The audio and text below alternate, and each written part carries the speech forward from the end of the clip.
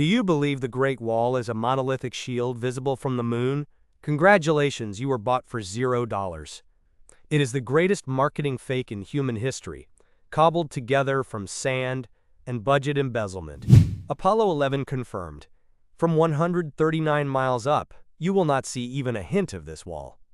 NASA satellite imagery shows not unbreakable stone, but scattered mounds of earth that nomads simply rode their horses around. The marketing genius of the Ming Dynasty was to convince the enemy, we are strong. In reality, soldiers on the towers died of hunger, and bricks appeared only on tiny tourist sections being sold to you today in Beijing. In the 19th century, Western newspapers inflated this myth to sell more copies, inventing the story of a great structure.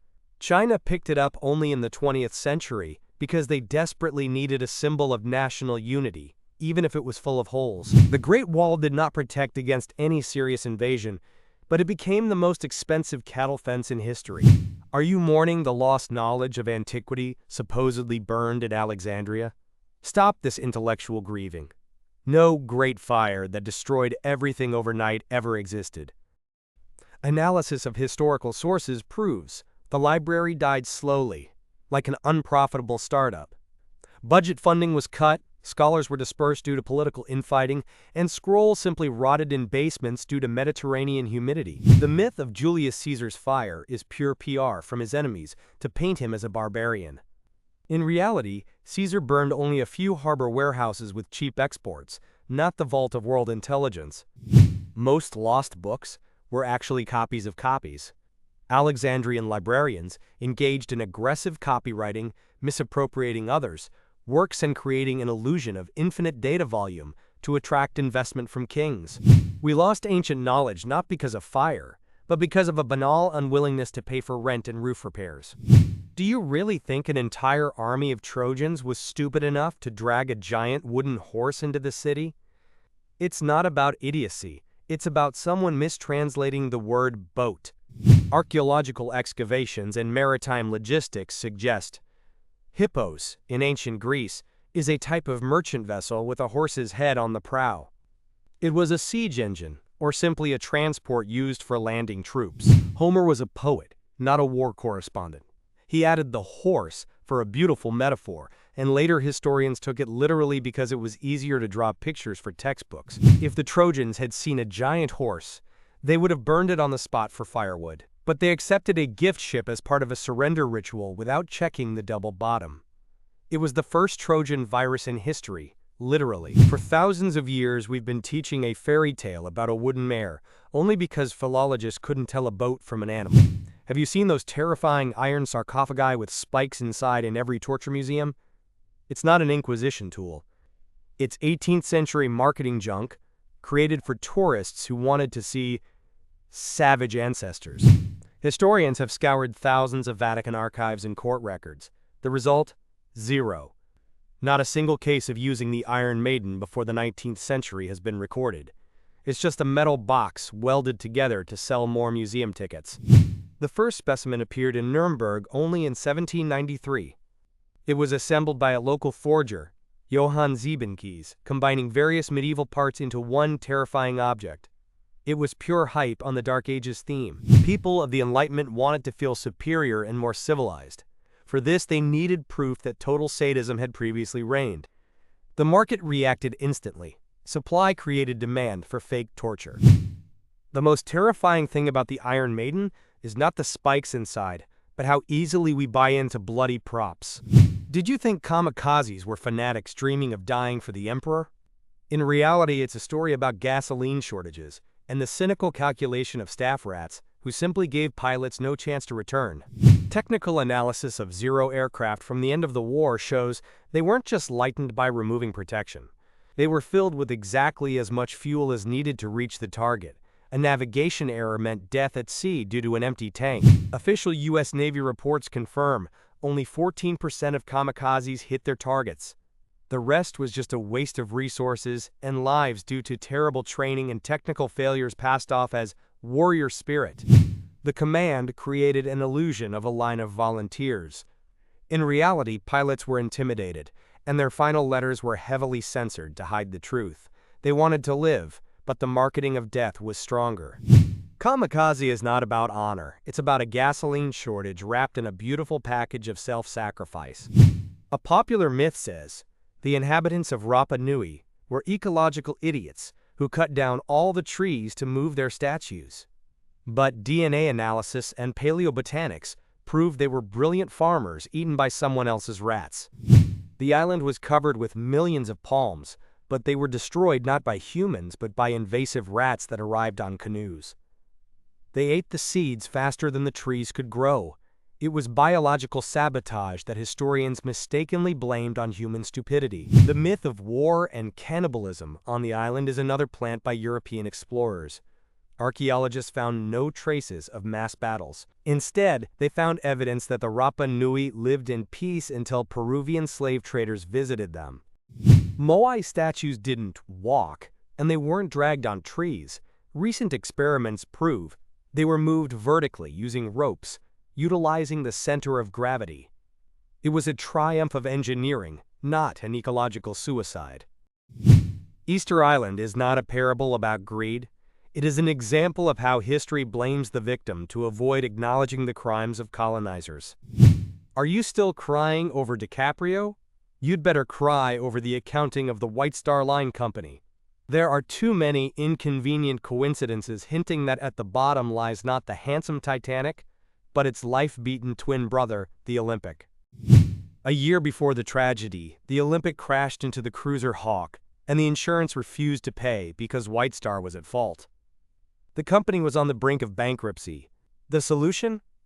Swap the names, take the old tub into the ocean, and stage a controlled accident for the payout. Why did Captain Smith ignore 6 ice warnings? Why were there no signal flares of the correct color on board? And most importantly, why did the owner, J.P. Morgan, cancel his trip 24 hours before departure, citing illness? The controlled accident plan failed due to icy stupidity and coincidence. Instead of taking mild damage and waiting for rescue ships that were randomly nearby, the ship sank too quickly, taking 1,500 lives. The Titanic is not a tragedy of love. It is a failed insurance fraud that became the world's largest mass grave. Christopher Columbus was not a genius explorer. He was a fanatic with poor 5th-grade math skills who believed the Earth was 8,000 kilometers smaller than it actually is. He used Arabic miles but calculated them as Roman ones. It's like confusing meters with feet when building a bridge. Every scholar of the time told him, "Boy, you'll starve in the middle of the ocean." And they were right.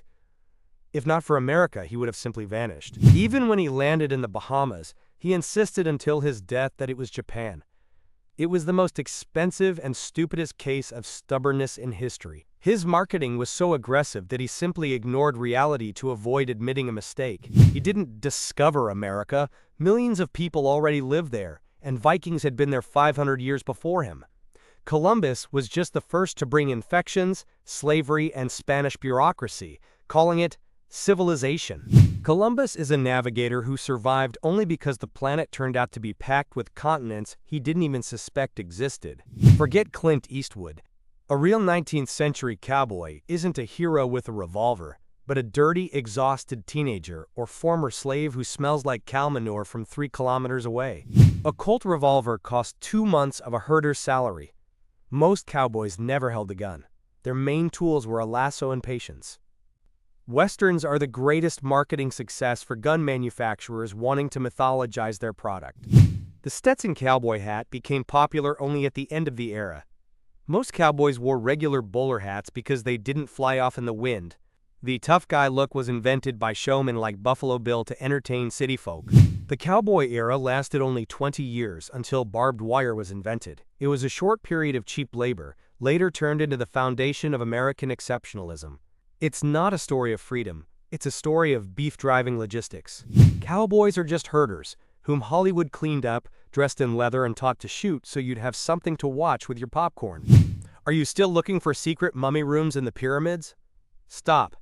These are not cemeteries, they are the first corporate billboards in history. Massive stone structures built only to show that the pharaoh had so much surplus resource he could afford this senseless mega project. NASA archaeological data and muon scanning confirm Most pyramids are nearly solid stone masses with no usable interior volume. This is a terrible engineering error from a logistics standpoint, but a brilliant move for centralizing power. Building the pyramids was a way to fight unemployment during the Nile floods. The pharaoh wasn't burying himself. He was creating economic employment, so thousands of peasants wouldn't think of rebellion while their fields were underwater. It was the world's most expensive social package. Most pharaohs weren't even buried in the pyramids they built. They were buried in the Valley of the Kings because they knew a pyramid is just a magnet for looters and a symbol of their marketing ego, not a safe place for eternity. The pyramids are not alien mysteries, but giant receipts the Old Kingdom wrote to itself to avoid psychological bankruptcy.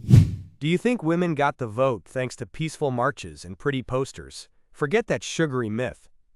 Suffragettes were the world's first professional PR department that used bombs, arson, and radical terror as a promotion tool. They blew up mailboxes, slashed paintings in galleries, and burned politicians' homes.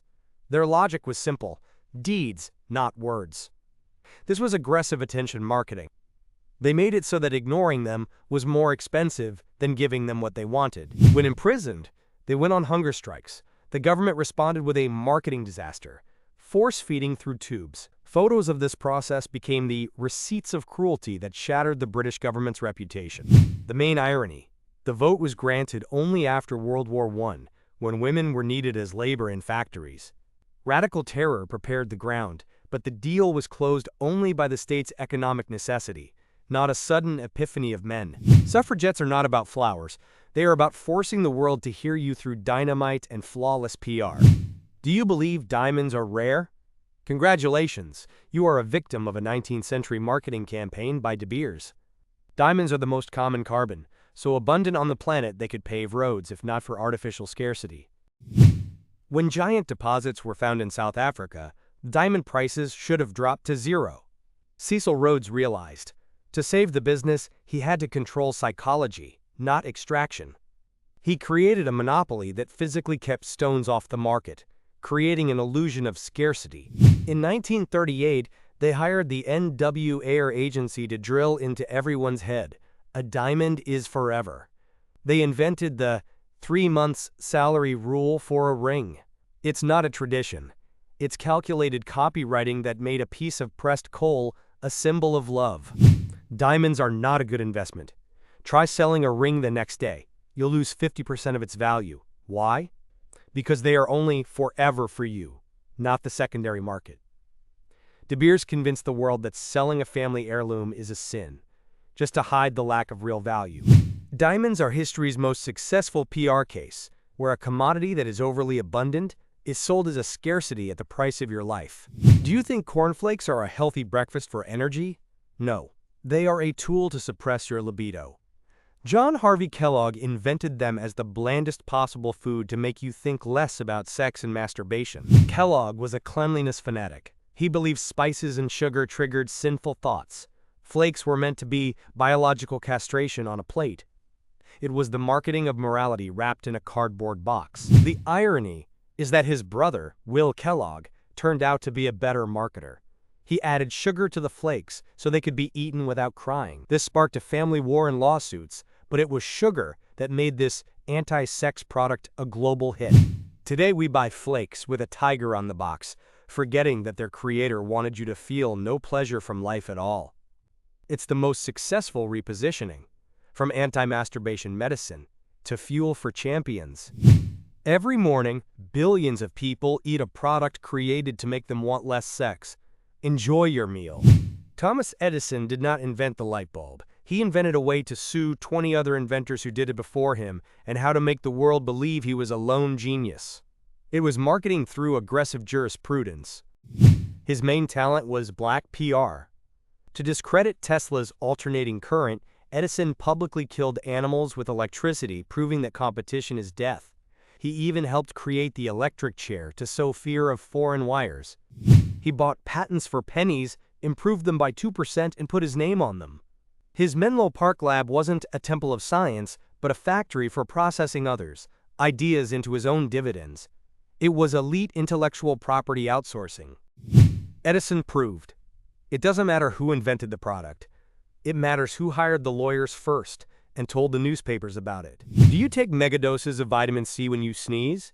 Congratulations, you are supporting the orange lobby and the ego of one mad Nobel laureate. No serious study has confirmed that vitamin C cures or prevents the common cold. Linus Pauling was a genius of chemistry, but late in life, he became a victim of his own marketing. He claimed vitamin C cured everything, from the flu to cancer.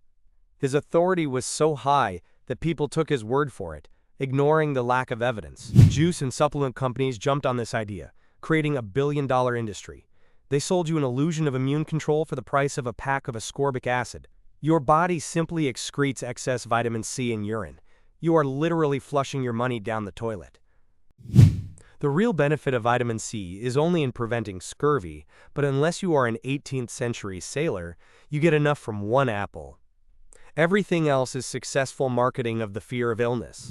Vitamin C is a $20 placebo that doesn't save you from a cold, but perfectly cures the profit deficiency of pharmacological giants. You remember from school the story of the kind scientist Pavlov and the bell that made the dog salivate? Throw that textbook away. There was no bell. It was a marketing cleanup of reality to hide the true nightmare in the lab. Pavlov used metronomes, whistles, and even electric shocks, but the bell appeared in translations for the Western audience because it sounded more humane and cleaner. In reality, dogs lived with holes in their throats, and saliva was collected in tubes to be sold as gastric juice. This wasn't pure science. It was business. Pavlov became a star only because the Soviet Union needed proof that a human could be reprogrammed like a biorobot. Ideological marketing turned a physiologist into an icon, hiding rivers of blood and thousands of tortured animals. His reflexes were an attempt to prove that free will does not exist. It is the perfect tool for dictatorships. Convince the masses they are just dogs responding to a signal, and you can rule them forever. Pavlov's dog is not about biology. It's about how marketing turned a butcher into the quote of science, so you could more easily swallow the idea of your own lack of freedom. Do you consider chess a game for intellectuals and strategists? In reality, it is an ancient simulator of total war, where the only goal is the assassination of a leader. The marketing of intellectual sport hid the fact that this is a game about the absolute sacrifice of pawns for the king's ego. In ancient India, the game Chaturanga was a visual manual for exterminating armies. There were no castlings or stalemates, only the mathematics of murder. It was a training ground for despots, later whitewashed for the European aristocracy. The queen became the most powerful piece only through a marketing move by European monarchs to flatter queens like Isabella of Castile. Before that, it was a weak advisor who could only move one square. The rules were changed to fit political agendas. Chess teaches you that people are resources. You exchange a knight for a bishop as cynically as generals exchange divisions for heights. It is a game that normalizes the genocide of the lower classes to preserve the elite, the most successful PR for war under the guise of culture. Chess is not brain training. It is ruthlessness training, wrapped in the aesthetics of black and white squares. Are you moving your bed so that chi energy flows better? Congratulations, you bought a logistics manual for surviving the Gobi Desert at the price of spiritual enlightenment. Feng Shui is not magic. It is ancient safety regulations against wind and sand. Don't place your bed opposite the door. Isn't about death. It's about not getting a draft in a house without heating. A mirror opposite the entrance is to see a robber in time, not to scare away evil spirits. The marketing of mysticism turned banal common sense into a religion for housewives. Western gurus in the 90s realized that selling interior design for $1,000 is hard, but harmony with the universe is very easy. They took Chinese rules of nomadic life and adapted them for New York apartments, where there are no nomads and no Gobi. Real feng shui is about not dying of dysentery and cold.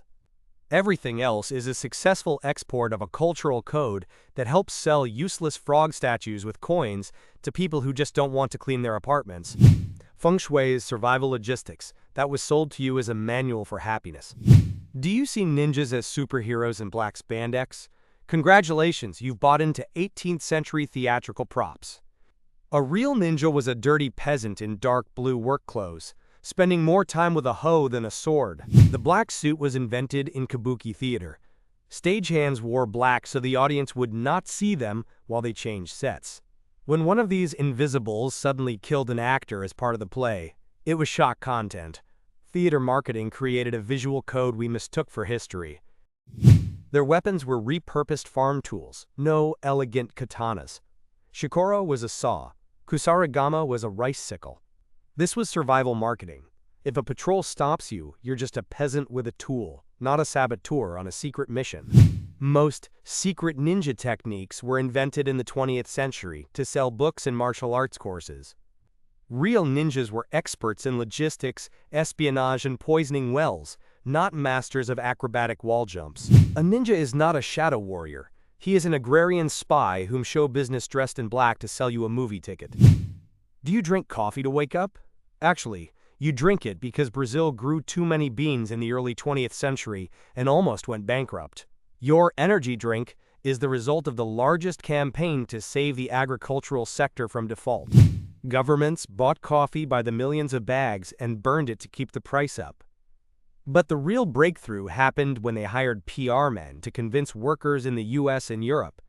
The coffee break is your right to rest. It was the marketing of legal doping to boost factory productivity.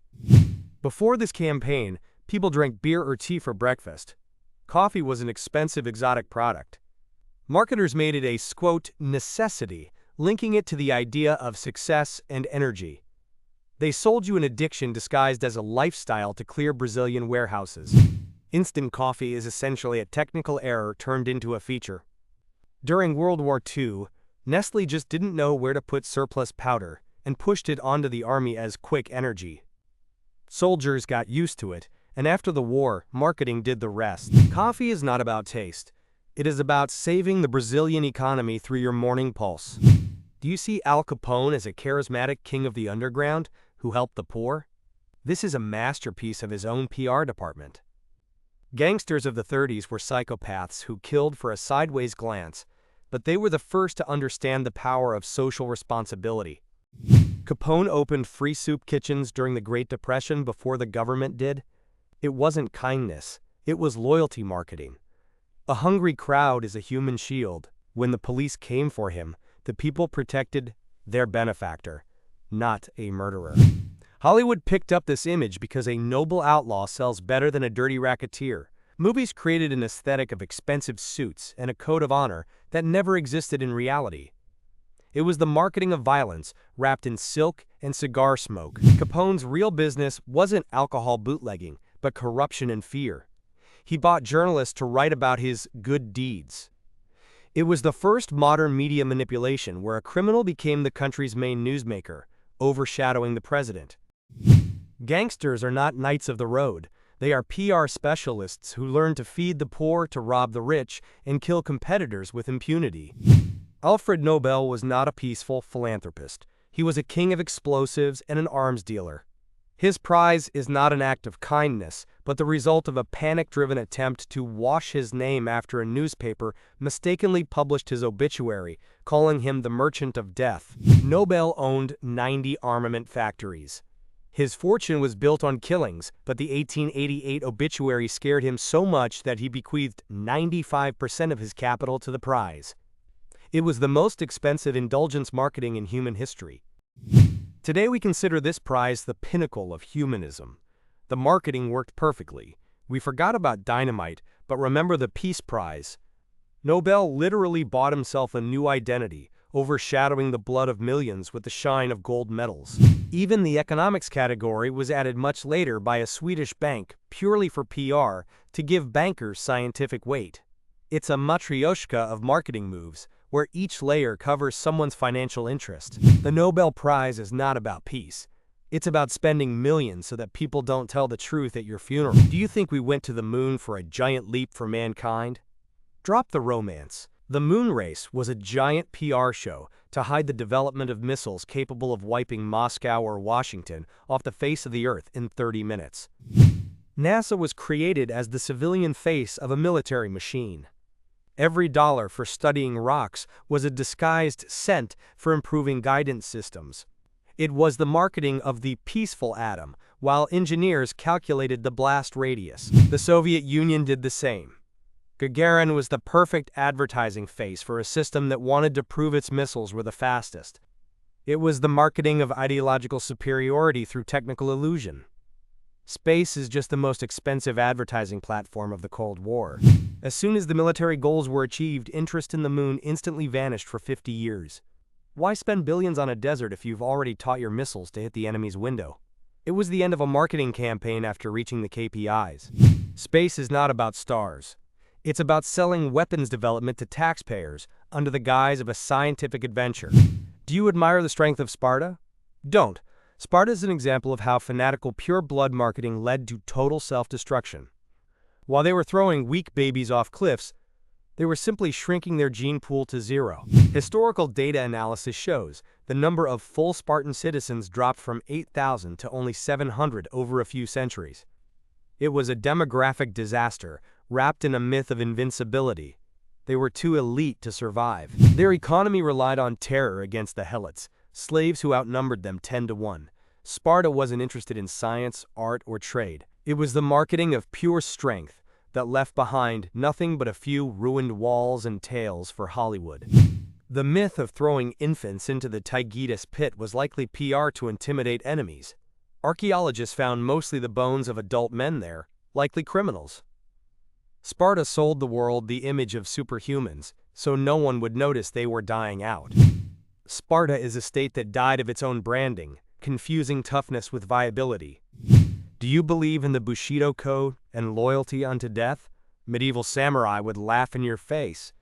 They were pragmatic mercenaries who changed masters more often than socks if the other side offered more rice or land.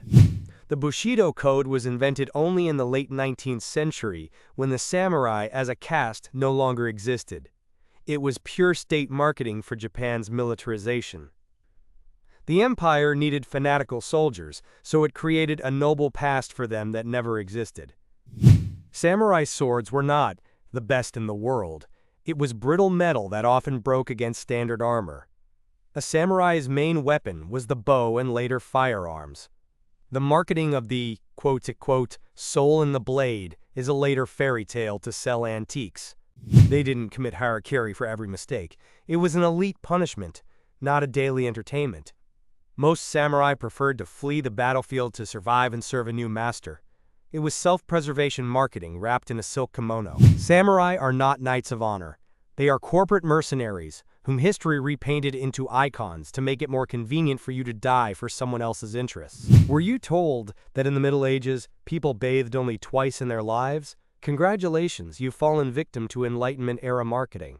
18th century scholars invented a dirty past to make themselves look clean and progressive by comparison. In fact, soap was accessible, and bathhouses were the center of social life. Medieval people cared more about clean teeth and nails than Baroque French kings, who actually didn't wash for years, covering the stench with perfume. The myth of dirt helps sell the idea of progress.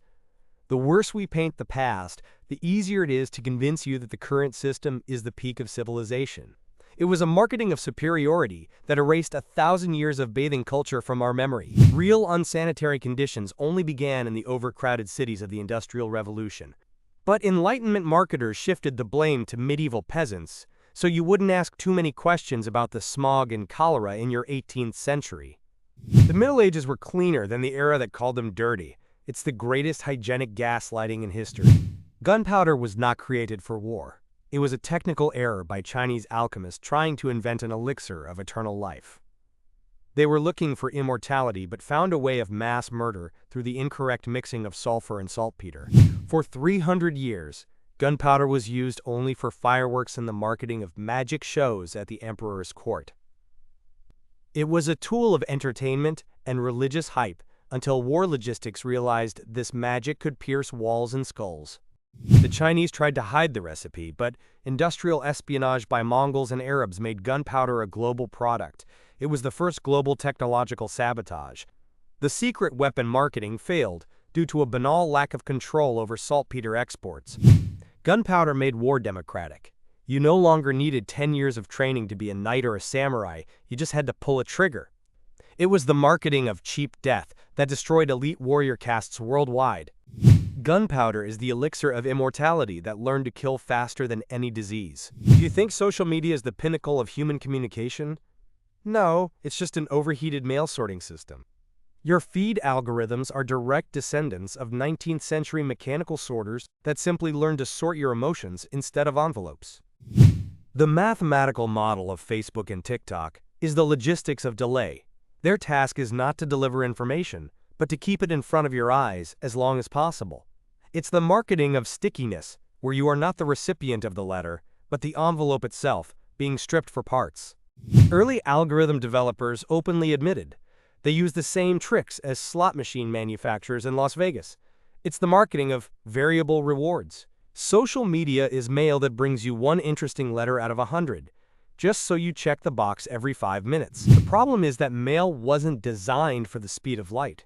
Our brains receive thousands of letters a day that they physically cannot answer. This causes a logistical collapse of the psyche.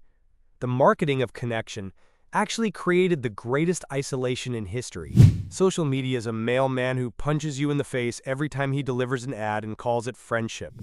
All roads lead to Rome is not a praise of engineering. It's a description of the financial noose around the empire's neck. Roman roads were a marketing mega project that looked grand but cost so much, they eventually bankrupted the state. Roads were built for legions to suppress rebellions quickly, but the civilian economy couldn't maintain them. It's like building a 10-lane highway to every village, beautiful on a map, but logistically senseless. Rome bought the illusion of control at the cost of its viability. Roads became the perfect path for enemies. When the empire weakened, barbarians simply followed those same magnificent signposts straight to the heart of Rome. It was the marketing of grandeur that prepared the perfect logistics for its own robbery. The Roman Empire choked on its own infrastructure. The more roads there were, the more soldiers were needed to guard them, and the more taxes people couldn't pay. It was a Ponzi scheme where instead of money there were stones. Roman roads are an example of how infinite growth marketing leads to the enemy arriving at your home via a free autobahn. Do you see Einstein as a disheveled eccentric who invented everything?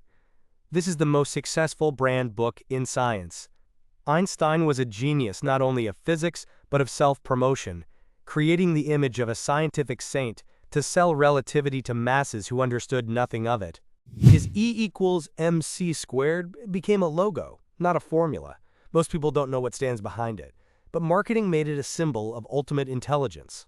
It was the transformation of complex math into a religious artifact for the atomic age. He actively collaborated with the media, giving quotes on everything from God to vegetarianism. He realized, to fund science, you have to be a celebrity. His image of a humane genius hid the fact that his work became the foundation for weapons capable of destroying the planet. Many of his ideas were developments of the works of Lorentz and Poincaré, but the lone patent clerk marketing was so powerful that the names of others were simply erased. It was a winner-takes-all-the hype case, where personal branding outweighed collective work. Albert Einstein proved, in the 20th century, it doesn't matter how smart you are if you don't know how to properly mess up your hair before the camera. Do you think gangsta rap is the voice of the streets? No, it's the voice of private prisons. In the early 90s, the marketing strategies of major labels were synchronized with the interests of prison corporations to romanticize crime and ensure a steady flow of clients behind bars. FBI statistics and shareholder reports from private prisons show a strange correlation. The more aggressive the marketing of thug life became, the more youth entered the system. It was a perfect cycle. Labels sell music. Prisons get state subsidies for every inmate. Artists who tried to rap about education or social change simply didn't receive marketing budgets. The market needed the image of a killer and a drug dealer because it sold one-way tickets best. It was a managed degradation of culture for a quarterly report. Today, this industry is a conveyor belt of self-destruction. Gangsta rap has become the marketing packaging for a 21st century slavery system. You buy a track, they buy new handcuffs. Gangsta rap proved you can make people dance to the music that builds their prison. Have you heard that Hitler was a vegetarian because he loved animals? This is one of Joseph Goebbels' most successful PR cases. The image of an ascetic who doesn't drink, smoke, or eat meat was created to distance the leader from human weaknesses and give him the appearance of a holy prophet. Chef testimonies and medical records confirm. He adored Bavarian sausages, stuffed cabbage, and pâtés. Vegetarianism was merely a diet to treat chronic flatulence and stomach pain. But marketing turned a medical problem into a moral virtue. Goebbels controlled every photo. Any sign of animality, sweat, food, sex was removed from the media space. The world was meant to see a superhuman who feeds only on air and ideas. It was the marketing of purity, covering the greatest filth in human history. This myth lives on because people want to believe in the sensitive killer paradox. It makes evil more cinematic. In reality, there was no sensitivity. Only a bloated stomach and a brilliant PR service that knew how to sell a monster as a saint. Hitler's vegetarianism proved you can make the world believe in your mercy toward dogs while you are burning people. You've watched until this point and feel like the smartest in the room? Congratulations, this is the final trap. Everything you just heard is also marketing. In 2026, AI doesn't just provide facts. It sells you the feeling of awakening to make you even more dependent on content. Real marketing today isn't about convincing you to buy a product. It's about convincing you that you've hacked the system. This script, these facts, this aggressive style, it's all calculated to trigger a dopamine spike from your intellectual superiority. You didn't escape the matrix. You just bought its premium subscription. History is the marketing department that survived, but AI is the marketing department that became God. We don't just deconstruct myths, we create new, more convincing ones to keep you scrolling for the next dose of bitter truth. Your critical thinking is also a product.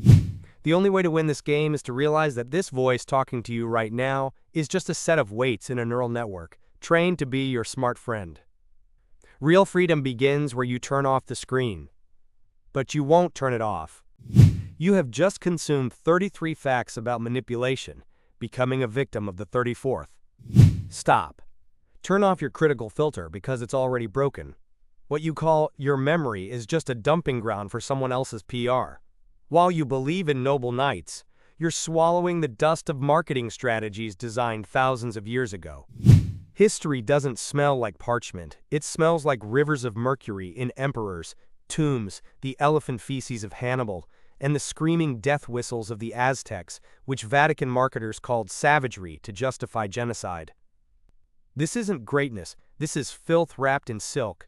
33 times we bit into the ground where archaeologists dug for legends and pulled out only receipts for the payment of illusions. From NASA to the Vatican archives, I will provide you with receipts that are impossible to ignore. Today, I will give you the reality decoding code, after which your world will never be the same. While you thought Napoleon was short, he was just a victim of an inch conversion error.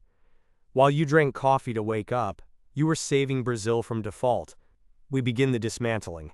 33 idiots, 33 scams, one law you live in. So 33 times you've seen the same pattern.